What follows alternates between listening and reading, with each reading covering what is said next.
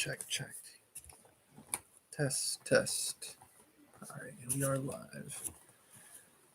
Welcome back for the penultimate episode, 100 Years of Solitude. We find ourselves in chapter 19. And as usual, I'll begin with the chapter 18 recap. This is taken from Lit Charts. Thank you all for following me for this series. Okay, let's see. As always, thank you for watching. Alright, chapter 18. Aureliano doesn't leave Melcade's laboratory for a long time. Santa Sofia dad sees to his care and feeding. Melcade's appears to Aureliano and asks if he's discovered the language of the parchments.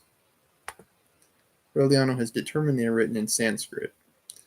Melcade's tells Aureliano that he can go in peace to ultimate death because he knows that Aureliano has the time to learn Sanskrit before the parchments turn 100 years old, at which point they can be deciphered. He directs him to the bookstore of a wise Catalonian where he can find a Sanskrit primer. Petra Cortez sends food for the Buendias each week, even depriving herself of food so that Fernanda might eat. She continues this until she sees Fernanda's funeral procession pass. Santa Sofia de la Piedad should get some much-needed rest now that the house is mostly empty. Over the years, she has worked without complaint, seen more as a servant than as the matriarch she was. After Ursula's death, the house falls into a state of senility, overtaken first by moths and then by red ants.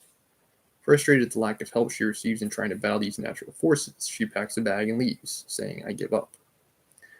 Aureliano gives her 14 goldfishes to support herself. She's never heard from again. Fernanda and Aureliano continue living in the house, completely separate from one another. I guess the funeral procession was Petra Cortez's. Okay, this is just not in chronological order, because Petra Cortez in the previous paragraph is sending food for Fernanda until she sees her funeral procession, but it fast forwards to Fernanda and Aureliano living separately, so I guess that's a rewind. Anyway. So rewind back to when Fernanda was still alive. Fernanda perceives the presence of elves because it seems as though items are moving on their own. Children write to say their studies are taking longer than expected because they're doing so well. Aureliano has worked for 3 years translating the Sanskrit of Melcade's prophecy. Fernanda continues to dress up in the moth-eaten Queen of Madagascar dress from time to time. Her greatest vice is her need to feel sad. Aureliano leaves her food by the fire each day, but one day it is untouched, and when he goes to check on her, he finds her dead in her bed. Her skin is smooth as an ivory casing. 4 months later, when Jose Arcadio II finally returns, Fernanda remains intact because Aureliano has boiled mercury to preserve her body. Jose Arcadio kisses at the corpse and takes a key out of her pocket. He unlocks a box and reads a long letter Fernanda had written and learns that Aureliano is Meme's son.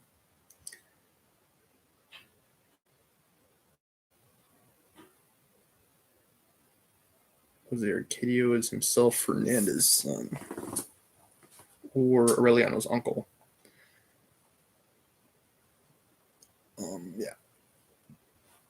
Jose Arcadio calls Aureliano a bastard, tells him to go to his room, which he does, not even emerging for Fernanda's funeral. When Fernanda died, he had gone to gather the books he needed from the Catalonian store, offering a golden fish for payment, but the Catalonian allowed him to have the books for free. Jose Arcadio II restores much of the house, worrying only over the saints on the family altar, which he burns down one afternoon. While he was away, he was not at seminary, but living with friends. Night, he sees the ghost of his family wandering the house. A year after his return home, having sold the silver candlesticks and gold chamber pot for food, his only joy is to welcome the children of the neighborhood to the house to play. One afternoon, while Aureliano is in the kitchen, the children are about to shred the manuscripts in his workshop when an angelic force suspends them in air, separating them from the documents until Aureliano returns. Children arrive earlier than others each day to groom and pamper Jose Arcadio. One night, Jose Arcadio II discovers the sacks of gold that Ursula had hidden under his bed. He uses them to turn the house into a decadent paradise. One night, he and the 4 eldest children have a wild party, filling the pool with champagne. As we might remember, Aureliano Segundo also did something similar. But Aureliano Segundo actually had the name switch. In reality, I believe he was actually Jose Arcadio II. The children tear down the curtains to dry themselves off and break the rock crystal mirror. He chases the children out of the house and suffers an asthma attack, begging Aureliano to go to the pharmacy to get him his medicine. Aureliano leaves the house for the second time. Aureliano is indifferent to the outside world, and so Jose Arcadio ends his imprisonment. Jose Arcadio realizes that Aureliano can speak knowledgeably about things he can't possibly know, and his response to Jose Arcadio's inquiries as to how that might be is to just say everything is known. One morning, a man with a cross of ashes on his forehead arrives in tatters, kept alive only by fear. It is Aureliano Amador, the only surviving son of Colonel Aureliano Buendia. Jose Arcadio II and Aureliano do not understand who he is, though, and refuse him entry. That is their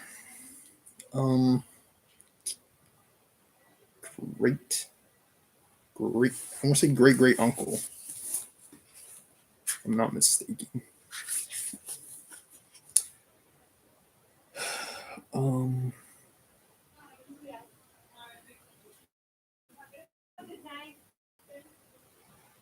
Let's see, his great aunt would have been Remedios.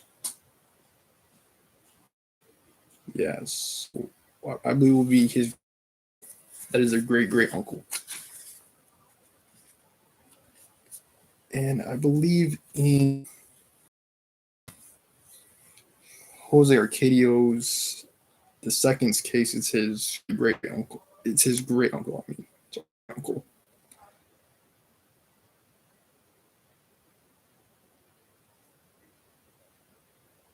Or is it? Yeah, that'd be Jose Arcadio's great uncle, the second.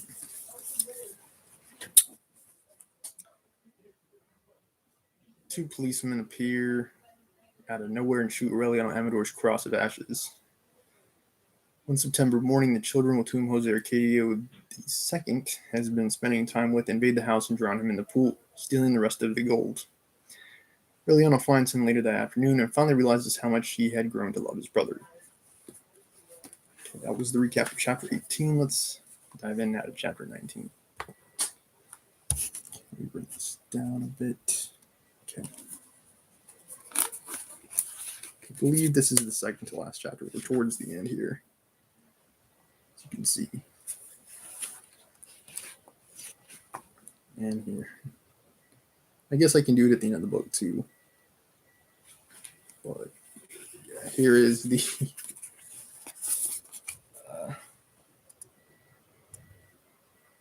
family tree. It might be reversed for you all, so you may need to hold it up in front of a mirror or something. Or invert it if you're using a computer or watching this on your smartphone. Okay. Amaranta Ursula returned with the first angels of December, driven on a sailor's breeze, leading her husband by a silk rope tied around his neck. Is Meme even still alive?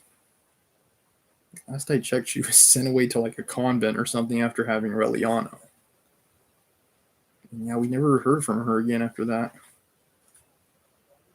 Like right after Mauricio's death.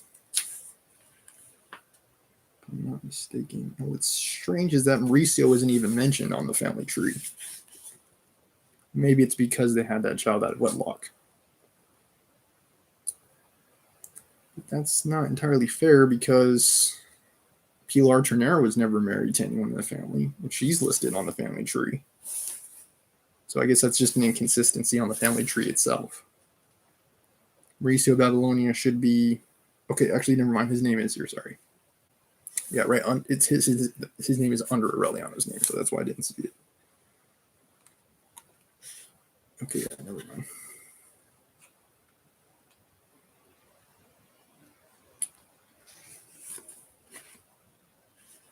Okay. She appeared without warning, wearing an ivory-colored dress, a string of pearls that reached almost to her knees, emerald and topaz rings, and with her straight hair in a smooth bun held behind her ears by swallow-tailed brooches. The man whom she had married 6 months before was a thin, older Fleming with the look of a sailor about him. She had only to push open the door to the parlor to realize that her absence had been longer and more destructive than she had imagined. I think she went away to school. She went away to study. I think at the same time that Jose Arcadio II went away to the priesthood. I believe he went away to Rome, if I'm not mistaken. Good Lord, she shouted, more gay than alarmed. It's obvious that there's no woman in this house. Actually true. The baggage would not fit on the porch. And actually, based on a recap of chapter 18, I believe Jose Arcadio II put some work in on the house. So it shouldn't be in complete disrepair. It shouldn't have been the way that it was when Santa Sofia de la Piedad walked out. But yeah, she's definitely right about there being no women in the house. They've all passed away or been somewhere else.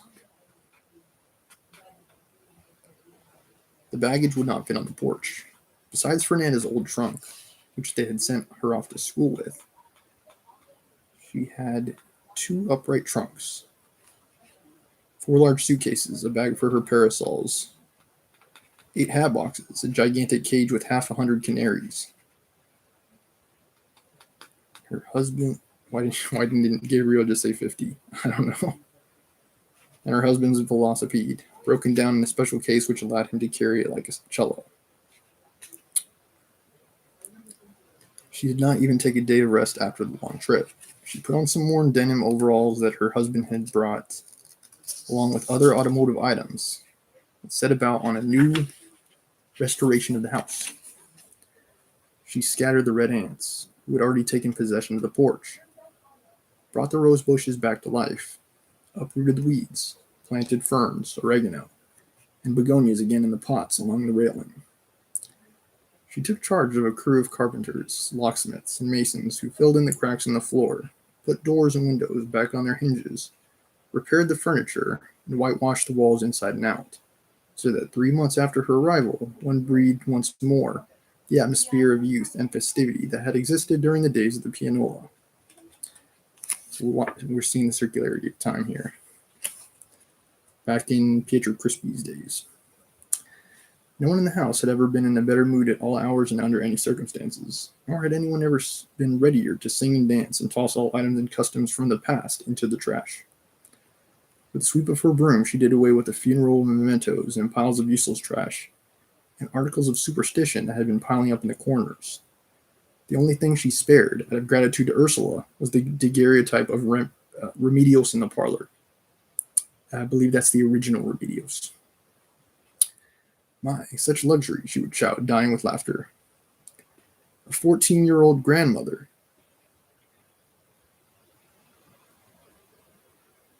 I'm not really sure what she means by that. Because I don't think she's referring to Remedios.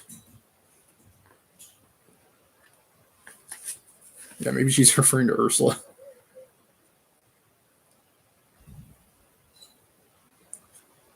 Yeah, Remedios died shortly after having Aureliano Jose, if I remember correctly.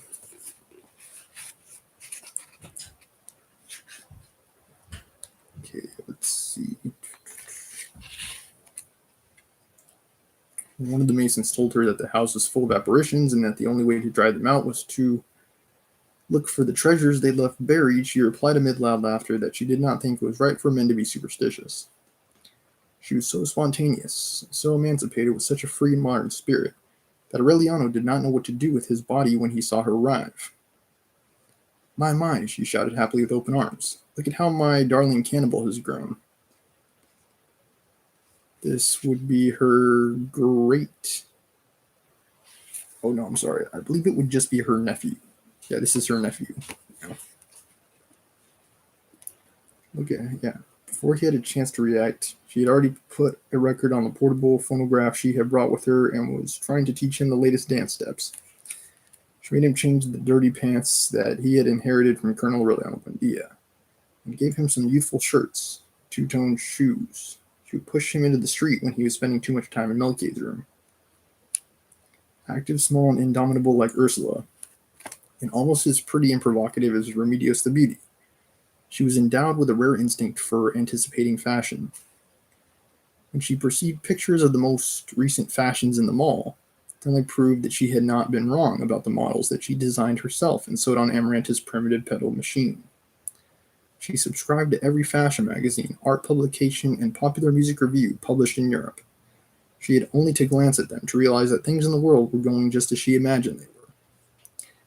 It was incomprehensible why a woman with that spirit would have returned to a dead town burdened by dust and heat, much less with a husband who had more than enough money to live anywhere in the world, loved her so much that he let himself be led around by her on a silk leash. As time passed, however, her intention to stay was more obvious, because she did not make any plans that were not a long way off. Nor did she do anything that did not have as an aim the search for a comfortable life and a peaceful old age in Macondo. The canary cage showed that those aims were made up on the spur of the moment. Remembering that her mother had told her in a letter about the extermination of the birds, she had delayed her trip several months until she found a ship that stopped at the Fortunate Isles. There she chose the finest 25 pairs of canaries, so that she could repopulate the skies of Macondo. That was the most lamentable of her numerous frustrated undertakings. As the birds reproduced, Amaranta Ursula would release them in pairs. No sooner did they feel themselves free than they fled the town. She tried in vain to awaken love in them by means of the birdcage that Ursula had built during the first reconstruction of the house.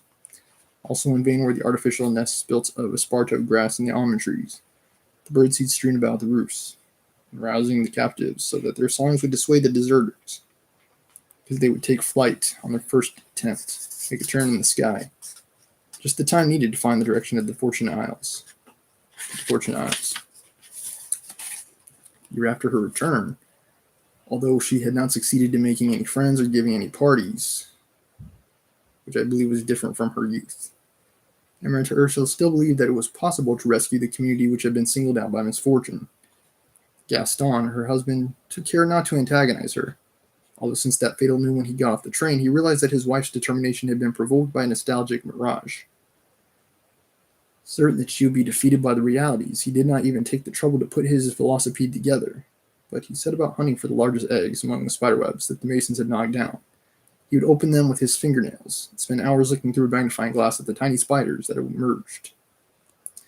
Later on, thinking that Amaranta Ursula was continuing with her repairs so that her hands would not be idle, he decided to assemble the handsome bicycle, which the front wheel was much larger than the rear one. Kind of old-fashioned, and he dedicated himself to the capture and curing of every native insect he could find in the region, which he sent in jam jars to his former professor of natural history at the University of Liège, where he had done advanced work in entomology, although his main vocation was that of aviator. When he rode the bicycle, he would wear acrobat's tights, gaudy socks, and a Sherlock Holmes cap. When he was on foot, he would dress in a spotless natural linen suit, white shoes, a silk bow tie, a straw boater, and he would carry a willow stick in his hand. His pale eyes accentuated his look of a sailor, and his small mustache looked like the fur of a squirrel. Although he was at least 15 years older than his wife, his alert determination to make her happy and his qualities as a good lover compensated for the difference. Actually, those who saw that man in his 40s with careful habits, with the leash around his neck and his circus bicycle, would not have thought that he made a pact of unbridled love with his wife, and that they both gave in to the reciprocal drive in the least adequate of places, wherever the spirit moved them, as they had done since they had begun to keep company, with a passion that the passage of time and the more and more unusual circumstances deepened and enriched. Gaston was not only a fierce lover with endless wisdom and imagination, but he was also, perhaps, the first man in the history of the species who had made an emergency landing and come close to killing himself and his sweetheart simply to make love in a field of violets. Okay. They met 2 years before they were married. The sports biplane in which he was making rolls over the school where Amaranta Ursula was studying made an intrepid maneuver to avoid the flagpole, and the primitive framework of canvas and aluminum foil was caught by the tail of some electric wires. From then on, paying no attention to his leg and splints.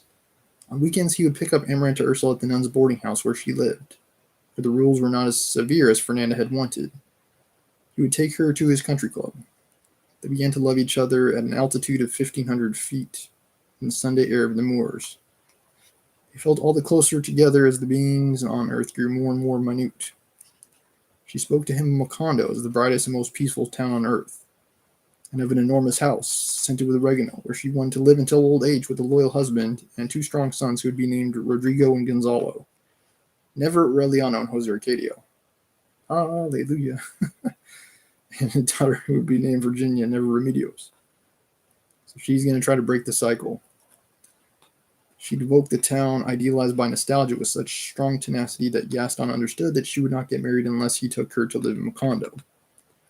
He agreed to it, as he agreed later on to the leech, because he thought it was a passing fancy that could be overcome in time. That's how they always get you.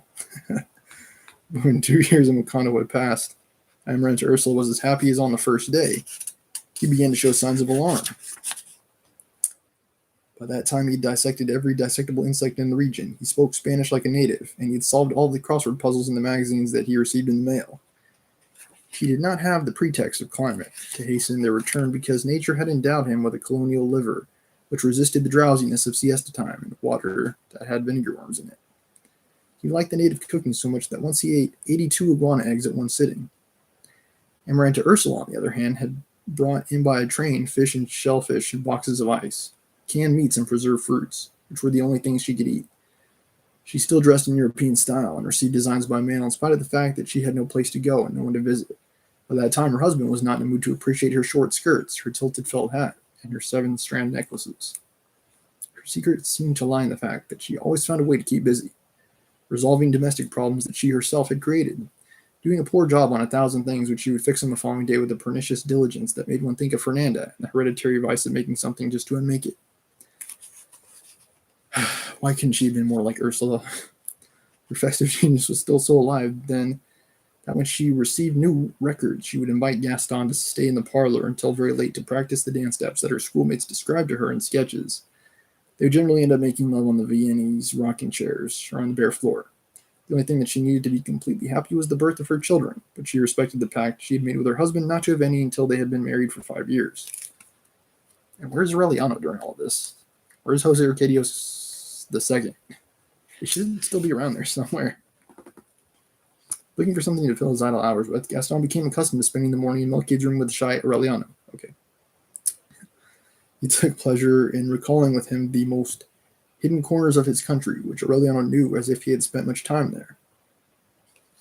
Aureliano was very well read. Gaston asked him what he had done to obtain knowledge that was not in the encyclopedia. He received the same answer as Jose Arcadio. Everything is known. In addition to Sanskrit, he had learned English and French, and a little Latin and Greek. Since he went out every afternoon at that time, and Amaranta Ursula had set aside a weekly sum for him for his personal expenses, his room looked like a branch of the wise Catalonian's bookstore. He read avidly until late at night, although from the manner in which he referred to his reading, Gaston thought that he did not buy the books in order to learn, but to verify the truth of his knowledge. That none of them interested him more than the parchments, to which he dedicated most of his time in the morning. Both Gaston and his wife would have liked to incorporate him into the family life, but Aureliano was a hermetic man, with a cloud of mystery that time was making denser.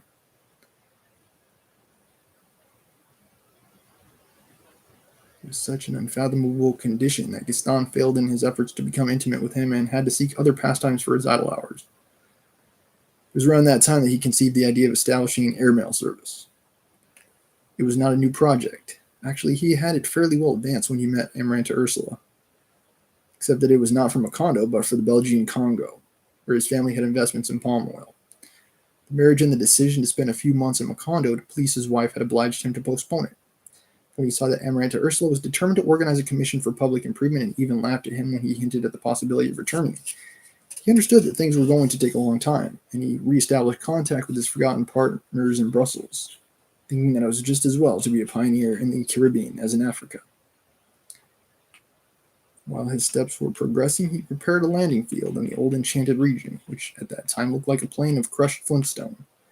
He studied the wind direction, the geography of the coastal region, and the best routes for aerial navigation, without knowing that his diligence, so similar to that of Mr. Herbert, was filling the town with the dangerous suspicion that his plan was not to set up routes, but to plant banana trees.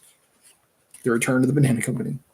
Enthusiastic over an idea that, after all, might justify his permanent establishment in Macondo, he took several trips to the capital of the province. Met with authorities, obtained licenses, drew contracts for exclusive rights. Okay, might have to use the bathroom soon. Let me see how much more time we have in this chapter. Just like a few more pages. This might be a good time for an intermission. I think we got about 10 more pages. Yeah, we're going to take a quick hiatus. Here, I'll be right back with the second half of chapter 19. Stay tuned.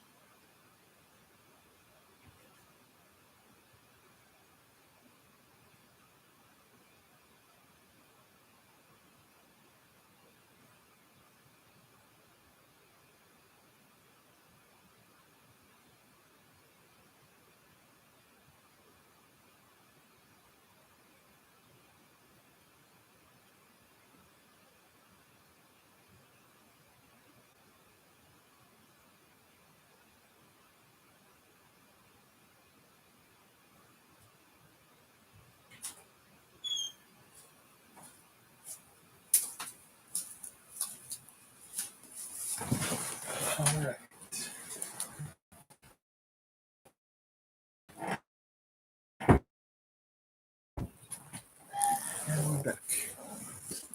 Let's see, where were we?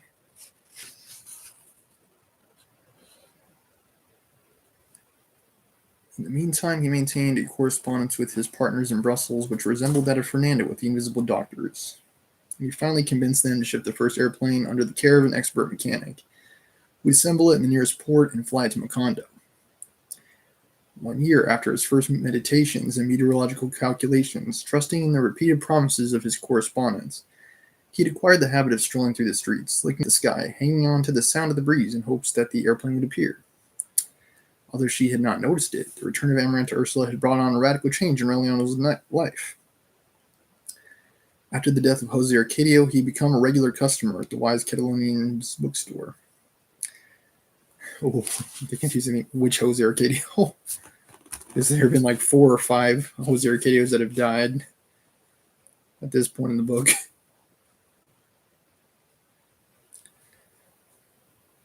Presumably not the second, right? Presumably not 2. The freedom that he enjoyed then, and I don't know, maybe it is 2.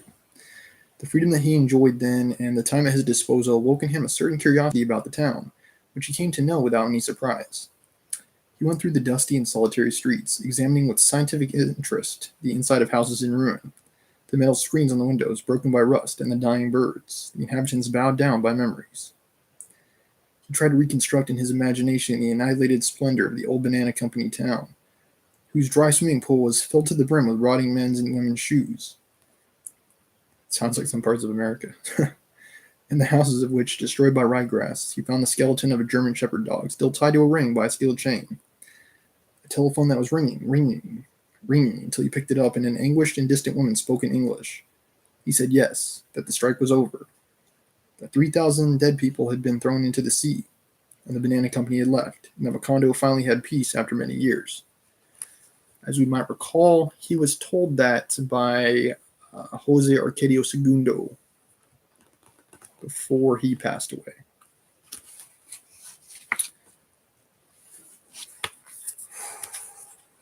Yeah, that's one of the few things that he shared with Aureliano.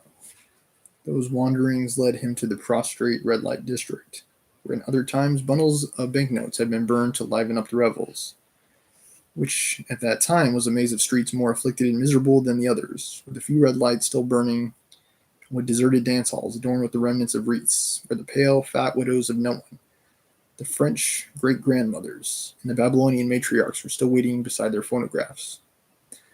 Aureliano could not find anyone who remembered his family, not even Colonel Aureliano Buendia, except for the oldest of the West Indian Negroes, an old man whose cottony hair gave him the look of a photographic negative, who was still singing the mournful sunset psalms in the door of his house. Aureliano would talk to him in the tortured papiamento that he had learned in a few weeks. Sometimes he would share his chicken head soup, prepared by the great-granddaughter, with him. She was a large black woman with solid bones, the hips of a mare, teats like live melons, and a round and perfect head armored with a hard surface of wiry hair, which looked like a medieval warrior's male headdress. Her name was Nigromanta. In those days, Aureliano lived off the sale of silverware, candlesticks, and other bric-a-brac from the house. He was penniless, which was most of the time. He got people in the back of the market to give him the chicken heads that they were going to throw away, and he would take them to Nigromanta to make her soups, fortified with purslane and seasoned with mint. When the great-grandfather died, Aureliano stopped going by the house, but he would run into Nigromanta under the dark almond trees on the square, using her wild animal whistles to lure the few night owls. Many times he stayed with her, speaking in Papiamento about chicken head soup and other dainties of misery. He would have kept right on if she had not let him know that his presence frightened off customers. Although he sometimes felt the temptation, and although Nigromanta herself might have seemed to him as the natural culmination of a shared nostalgia, he did not go to bed with her. So Aureliano was still a virgin when Amaranta Ursula returned to Macondo and gave him a sisterly embrace that left him breathless. Every time he saw her, worse yet, when she showed him the latest dances, he felt the same spongy release in his bones that had disturbed his great-great-grandfather, when Pilar Ternera made her pretext about the cards in the granary. Jose Arcadio Buendia? Yeah, it's either Jose Arcadio Buendia or his son, Jose Arcadio. Or I guess it could be Colonel Aureliano Buendia, right? I mean, she's had affairs with so many of the Buendias, it's hard to keep track. Great-great-grandfather. Let me see. This is Aureliano, right? Yeah, Aureliano. So his grandfather would be Aureliano Segundo. His great... let's see, is this right? His great-grandfather would be Arcadio. And his great-great-grandfather would be Jose Arcadio the first. Yeah, his triple great-grandfather would be Jose Arcadio Buendia.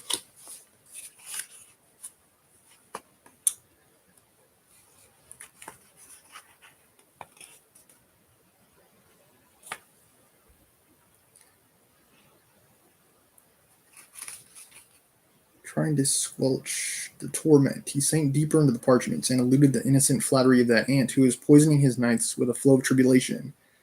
The more he avoided her, the more the anxiety with which he waited for her stony laughter, her howls of a happy cat, her songs of gratitude, agonizing love at all hours, and in the most unlikely parts of the house. One night, 30 feet away from his bed, on the silver workbench, the couple with unhinged bellies broke the bottles and ended up making love in a pool of muriatic acid. Uh-oh. That's her nephew, by the way.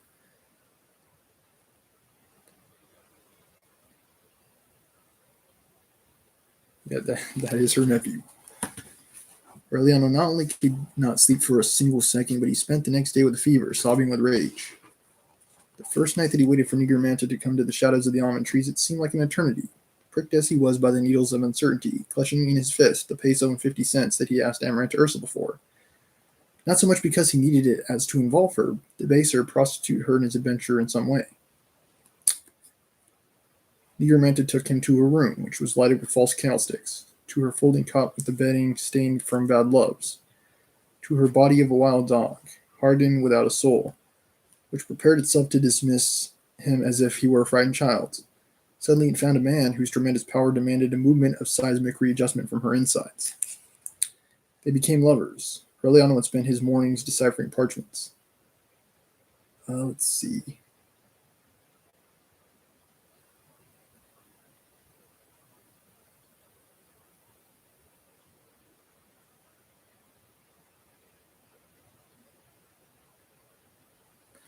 Yeah, unless it means another unhinged couple, but yeah, I'm hoping that's the case, because otherwise, yeah, he made love to his aunt and Nigromanta.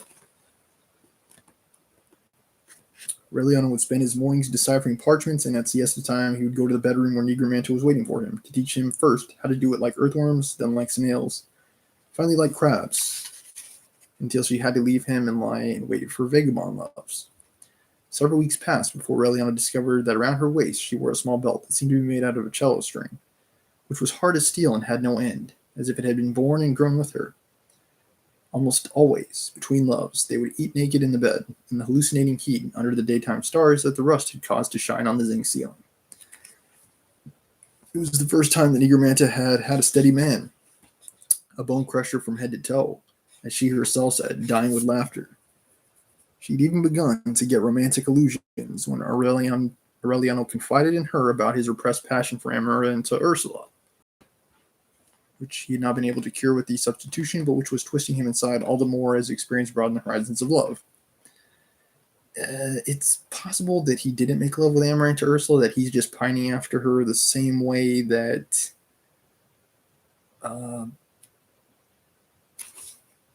let's see, who was it? Arcadio after Amaranta? Yeah, I think so. Yeah. Plain old Arcadio. There have been so many Arcadios, it's like... Yeah, Arcadio. Maybe it is like that. I don't know. After that, Negromanta continued to receive him with the same warmth as ever, but she made him pay for her services so strictly that when Aureliano had no money, she would make an addition to his bill, which was not figured in numbers, but by marks that she made with her thumbnail behind the door. At sundown, while she was drifting through the shadows in the square, Aureliano was going along the porch like a stranger, scarcely greeting Amaranta, Ursula, and Gaston, who usually dined at that time, shutting himself up in his room again, unable to write, or read, or even think, because of the anxiety brought on by the laughter, the whispering, the preliminary frolics, then the explosions of agonizing happiness that capped the nights in the house. That was his life 2 years before Gaston began to wait for the airplane. Went on the same way on the afternoon that he went to the bookstore with the wise Catalonian. Found 4 ranting boys in heated argument about the methods used to kill cockroaches in the Middle Ages. The old bookseller, knowing about Aureliano's love for books that had been read only by the venerable Bede, urged him with a certain fatherly malice to get into the discussion. Without even taking a breath, he explained that the cockroach, the oldest winged insect on the face of the earth, had already been the victim of slippers in the Old Testament, but that since the species was definitely resistant to any and all methods of extermination, from tomato slices with borax to flour and sugar, with its 1,603 varieties, had resisted the most ancient, tenacious, and pitiless persecution that mankind had unleashed against any living thing since the beginnings, including man himself, to such an extent that just as an instinct for reproduction was attributed to humankind, so there must have been another one, more definite and pressing, which was the instinct to kill cockroaches. If the latter had succeeded in escaping human ferocity, it was because they had taken refuge in the shadows, or they became invulnerable because of man's congenital fear of the dark. But on the other hand, they became susceptible to the glow of noon, so that by the Middle Ages already and in present times, per omnia secula seculorum, the only effective method for killing cockroaches was the glare of the sun. That encyclopedic coincidence was the beginning of a great friendship. Aureliano continued getting together in the afternoon with the 4 arguers, whose names were Alvaro, Herman, or German, Alfonso, and Gabriel, the first and last friends that he ever had in his life. Not the shop owner, really? Not the store owner of Catalino's? Guess not. For a man like him, hold up in written reality. Those stormy sessions that began in the bookstore and ended at dawn in the brothels were a revelation. It never occurred to him until then to think that literature was the best plaything that had ever been invented to make fun of people, as Alvaro demonstrated during one night of revels. Some time would have to pass before Aureliano realized that such arbitrary attitudes had their origins in the example of the wise Catalonian, for whom wisdom was worth noting. Was worth nothing if it could not be used to invent a new way of preparing chickpeas. The afternoon on which Aureliano gave his lecture on cockroaches, the argument ended up in the house of the girls who went to bed because of hunger, a brothel of lies on the outskirts of Macondo. The proprietress was a smiling mamacenta, tormented by a mania for opening and closing doors. Her eternal smile seemed to have been brought on by the credulity of her customers, who accepted as something certain an establishment that did not exist except in the imagination, because even the tangible things there were unreal. The furniture that fell apart when one sat on it, the disemboweled phonograph with the nesting hen inside, the garden of paper flowers, the calendars going back to the years before the arrival of the banana company, the frames with prints cut out of the magazines that had never been published. Even the timid little whores who came from the neighborhood, when the proprietress informed them that customers had arrived, they were nothing but an invention. They would appear without any greeting in their little flowered dresses left over from the days when they were 5 years younger. They took them off with the same innocence with which they put them on. In the paroxysms of love, they would exclaim, "Good heavens, look how that roof is falling in." As soon as they got their peso and 50 cents, they would spend it all on a roll with cheese that the proprietress sold them, smiling more than ever because only she knew that meal was not true either.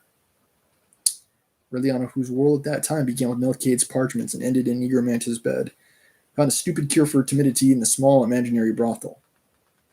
First, he could get nowhere, in rooms where the proprietress would enter during the best moments of love and make all sorts of comments about the intimate charms of the protagonist. But with time, he began to get so familiar with those misfortunes of the world that one night that was more unbalanced than the others, he got undressed in the small reception room and ran through the house balancing a bottle of beer on his inconceivable maleness. He was the one who made fashionable the extravagances that the proprietress celebrated with her eternal smile, without protesting, without believing in them, Just as when German tried to burn the house down to show that it did not exist, is when Alfonso wrung the neck of the parrot and threw it into the pot where the chicken stew was beginning to boil. Although Aureliano felt himself linked to the four friends by a common affection and a common solidarity, even to the point where he thought of them as they were one person, he was closer to Gabriel than the others. The link was born on the night when casually mentioned Colonel Aureliano Buendia, and Gabriel was the only one who did not think that he was making fun of somebody. Even the proprietress, who normally did not take part in the conversations, argued with the madam's wrathful passion that Colonel Aureliano Buendia, of whom she had indeed heard speak at some time, was a figure invented by the government as a pretext for killing liberals. So it's like people forget. They keep forgetting history.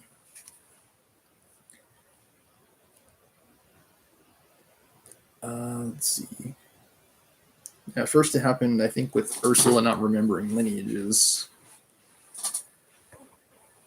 Gabriel, on the other hand, did not doubt the reality of Colonel Aureliano Buendia because he had been a companion in arms and a friend of his great-great-grandfather, Colonel Hernaldo Marquez. Those fickle tricks of memory were even more critical when the killing of the workers was brought up. Every time that Aureliano mentioned that matter, not only the proprietress, but some people older than she would repudiate the myth of the workers hemmed in at the station in the train with 200 cars loaded with dead people. They would even insist that, after all, everything had been set forth in judicial documents, in primary school textbooks, that the banana company had never existed. It's like they go off of what's printed. So that Aureliano and Gabriel were linked by a kind of complicity based on real facts that no one believed in, which had affected their lives to the point that both of them found themselves off course in the tide of a world that had ended, which only the nostalgia remained. Gabriel would sleep wherever time overtook him. Aureliano put him up several times in the silver workshop, but he would spend his nights awake, disturbed by the noise of dead people who walked through his bedrooms until dawn. Later, he turned him over to Negromanta, who took him to her well-used room when she was free and put down his account with vertical marks behind the door, in which few spaces left free by Aureliano's debts. In spite of their disordered life, the whole group tried to do something permanent at the urging of the wise Catalonian. It was he, with his experience as a former professor of classical literature and his storehouse of rare books, who got them to spend a whole night in search of the 37 dramatic situation in a town where no one had any interest in anymore, going beyond primary school. Fascinated by the discovery of friendship, bewildered by the enchantments of a world which had been forbidden to him by Fernanda's meanness, Aureliano abandoned the scrutiny of the parchments precisely when they were beginning to reveal themselves as predictions in coded lines of poetry. But the subsequent proof that there was time enough for everything without having to give up the brothels gave him the drive to return to Melcade's room, having decided not to flag in his efforts until he had discovered the last keys. That was during the time that Gaston began to wait for the airplane, and Amaranta Ursula was so lonely that one morning she appeared in the room. "Hello, Campbell," she said to him. "Back in your cave again." She was irresistible, with a dress she had designed and one of the long shad vertebra necklaces that she herself had made. She'd stopped using the leash, convinced of her husband's faithfulness. For the first time since her return, she seemed to have a moment of ease. Aureliano did not need to see her to know that she had arrived. She put her elbows on the table, so close and so helpless that Aureliano heard the deep sound of her bones. She became interested in the parchments. Trying to overcome his disturbance, he grasped at the voice that he was losing, the life that was leaving him, the memory that was turning into a petrified polyp. He spoke to her without the priestly destiny of Sanskrit. The scientific possibility of seeing the future showing through in time, as one sees what is written on the back of a sheet of paper through the light, the necessity of deciphering the predictions so that they would not defeat themselves, the centuries of Nostradamus and the destruction of Cantabria predicted by St. Molanus. Suddenly, without interrupting the chat, moved by an impulse that had been sleeping in him since his origins, Aureliano put his hand on hers, thinking that the final decision would put an end to his doubts. She grabbed his index finger with the affectionate innocence with which she had done so in childhood. However, she held it while he kept on answering questions. That's her nephew, by the way. They remained like that, linked by icy index fingers that did not transmit anything in any way until she woke from her momentary dream and slapped her forehead with her hand. "The ants!" she exclaimed. And she forgot about the manuscripts, went to the door with a dance step. From there, she threw Aureliano a kiss with the tips of her fingers, as she said goodbye to her father in the afternoon when they sent her to Brussels, just as she had done then.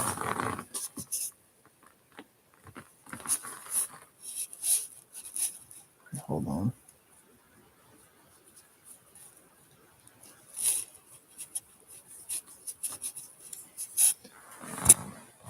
Whew. I think we're getting close to the end. Just a long chapter, chapter 19. "You can tell me later," she said. "I forgot that today's the day to put quicklime on the anthills." She continued going to the room occasionally when she had something to do in that part of the house, and she would stay there for a few minutes while her husband continued to scrutinize the sky. Encouraged by that change, Aureliano stayed to eat with the family at that time, as he had not done since the first months of Amaranta Ursula's return. Gaston was pleased. During the conversations after meals, which usually went on for more than an hour, he complained that his partners were deceiving him. They had informed him of the loading of the airplane on board a ship that did not arrive, although his shipping agents insisted that it would never arrive because it was not on the list of Caribbean ships. His partners insisted that the shipment was correct. They even insinuated that Gaston was lying to them in his letters. The correspondence reached such a degree of mutual suspicion that Gaston decided not to write again, and he began to suggest the possibility of a quick trip to Brussels to clear things up and return with the airplane. The plan evaporated, however, as soon as Amaranta Ursula reiterated her decision not to move from a condo even if she lost a husband. During the first days, Aureliano shared the general opinion that Gaston was a fool on a velocipede. That brought on a vague feeling of pity. Later, when he obtained deeper information on the nature of men in the brothels, he thought that Gaston's meekness had its origins in unbridled passion. When he came to know him better and realized that his true character was the opposite of his submissive conduct, he conceived the malicious suspicion that even the wait for the airplane was an act. Then he thought that Gaston was not as foolish as he appeared. Quite the contrary. He was a man of infinite steadiness, ability, patience, who had set about to conquer his wife with the weariness of eternal agreement, of never saying no, of simulating a limitless conformity, letting her become enmeshed in her own web until the day she could no longer bear the tedium of the illusions close at hand and would pack the bags herself to go back to Europe. Aureliano's former pity turned into a violent dislike.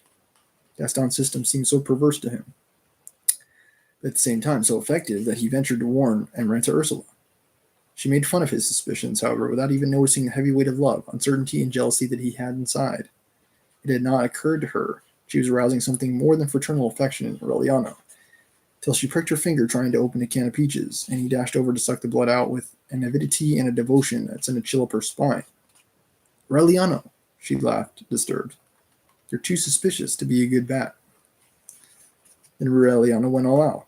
Giving her some small orphan kisses in the hollow of her wounded hand, he opened out the most hidden passageways of his heart and drew out an interminable... And hold on a second. The lacerated intestine, the terrible parasitic animal that had incubated in his martyrdom. He told her how he would get up at midnight to weep in loneliness and rage over the underwear that she had left to dry in the bathroom. He told her about the anxiety with which he had asked Negromanta to howl like a cat and sob Gaston, Gaston, Gaston in his ear, and with how much astuteness he had ransacked her vials of perfume so that he could smell it on the necks of the little girls who went to bed because of hunger. Frightened by the passion of that outburst, Amaranta Ursula was closing her fingers, contracting them like a shellfish under her wounded hand, free of all pain and any vestige of pity, converted into a knot of emeralds, topazes, and stony and unfeeling bones. "Fool," she said as if she were spitting. "I'm sailing on the first ship leaving for Belgium." Like they were thinking it was going to be Gaston, but actually it's Aureliano who's driving Amaranta Ursula away. Burrow had come to the Wise Catalonian's bookstore one of those afternoons, proclaiming at the top of his lungs his latest discovery, the zoological brothel. It was called the Golden Child, and it was a huge open-air salon through which no less than 200 bitterns who told the time with a deafening cackling strolled at will. In wire pens that surrounded the dance floor, and among large Amazonian camellias, there were herons of different colors, crocodiles as fat as pigs, snakes with 12 rattles, a turtle with a gilded shell who drove in a small artificial ocean. There was a big white dog, Meekin a pederast, who'd give stud services nevertheless in order to be fed. The atmosphere had an innocent denseness, as if it had been created.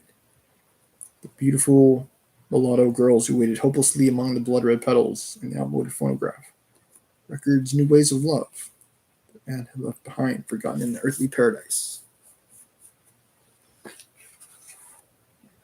Okay. Let me start looking up some of these terms. The one was the bicycle. I think it was a bicycle. The other term. Velocipede, I think it was.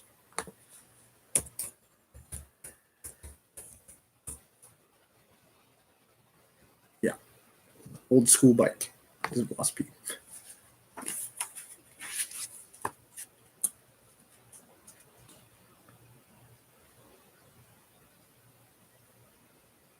First night that the group visited the Greenhouse of Illusions, the splendid and taciturn old woman who guarded the entrance in a wicker rocking chair felt that time was turning back to its earliest origins when among the five who arriving she saw a bony, jaundiced man with tartar cheekbones, marked forever and from the beginning of the world with the pox of solitude.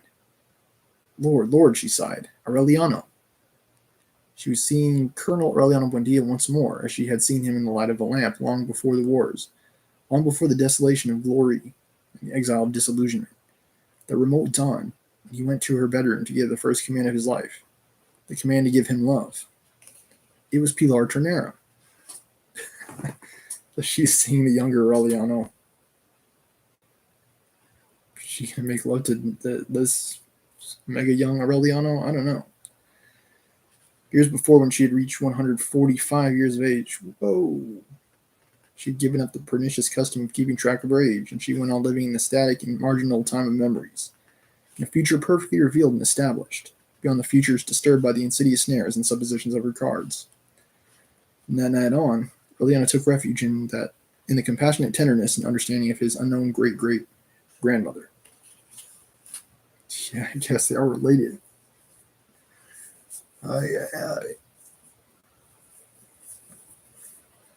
Sitting in her wicker rocking chair, she would recall the past, reconstruct the grandeur and misfortunes of the family, the splendor of Macondo, which was now erased, while Alvaro frightened the crocodiles with his noisy laughter, and Alfonso invented outlandish stories about the veterans who had pecked out the eyes of 4 customers who misbehaved the week before.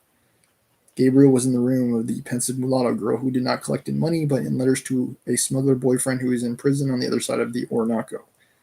Because the border guards had caught him, made him sit on a chamber pot that filled up with a mixture of shit and diamonds.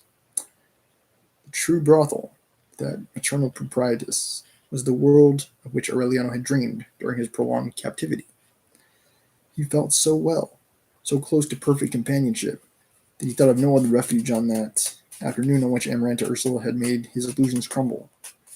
He was ready to unburden himself with words, so that someone could break the knots that bound his chest. He only managed to let out a fluid, warm, restorative weeping in Pilar Ternera's lap. She let him finish, scratching his head with the tips of her fingers.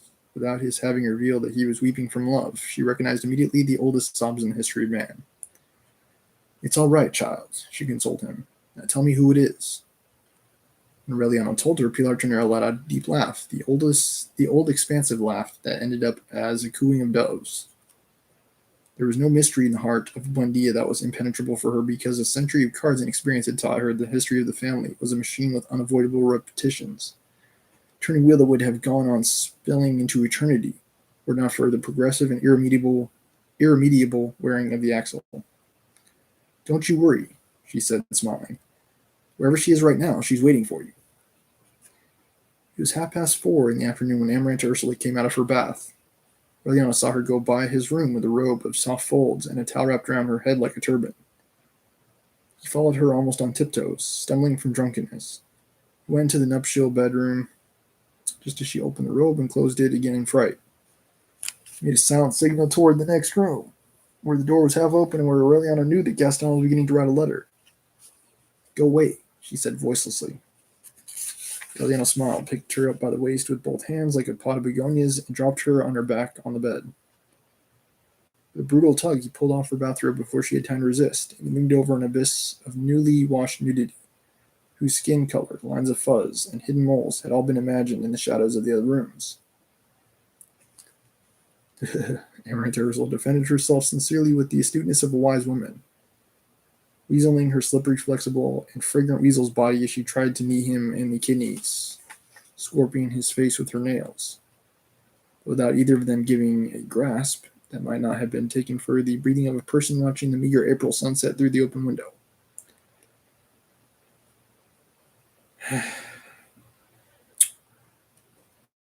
The fierce fight, about to the death, but it seemed to be without violence because it consisted of distorted attacks and ghostly evasions. Slow, cautious assault, so that during it all there was time for the petunias to bloom, for Gaston to forget about his aviator's dreams in the next room, as if they were two enemy lovers seeking reconciliation at the bottom of an aquarium. In the heat of that savage and ceremonious struggle, Amarantha Ursula understood that her meticulous silence was so irrational that it could awaken the suspicions of her nearby husband much more than the sound of warfare that they were trying to avoid. She began to laugh with her lips tight together, without giving up the fight, but defending herself with false bites and de-weaseling her body little by little, until they both were conscious of being adversaries and accomplices at the same time, and the affray degenerated into a conventional gamble, and the attacks became caresses. Suddenly, almost playfully, like one more bit of mischief, Amarantha Ursula dropped her defense. When she tried to recover, frightened by what she herself had made possible, it was too late. Great commotion immobilized her in the center of gravity, planted her in her place, and her defensive will was demolished by the irresistible anxiety to discover what the orange whistles and the invisible globes on the other side of death were like. She barely had time to reach out her hand and grope for the towel to put a gag between her teeth so that she would not let out the cat howls that were already tearing at her insides. History repeats itself. The Buendias have to kiss their cousins and their aunts. I'm actually a little bit surprised that Aureliano didn't try to get with Pilar Ternera, his own great-great-grandma. That's how messed up this family is.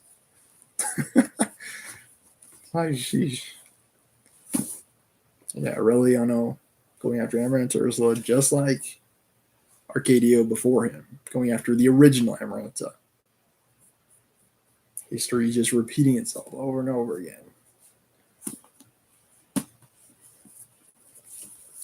Gaston is in La La Land with airplanes. Okay, that was the 19th chapter. 100 Years of Solitude. We're getting close to the end. Tomorrow, I believe, will be the last episode, the final episode of 100 Years of Solitude. And I believe with that I will be taking a long break from reading series. So I hope you've enjoyed this one. Please don't forget to subscribe. Don't forget to leave a comment, what you thought, like, share. Thank you for any and all support that this channel receives. I hope you've been enjoying the series, and as I said, we will be back again tomorrow with the final episode. Thanks for watching.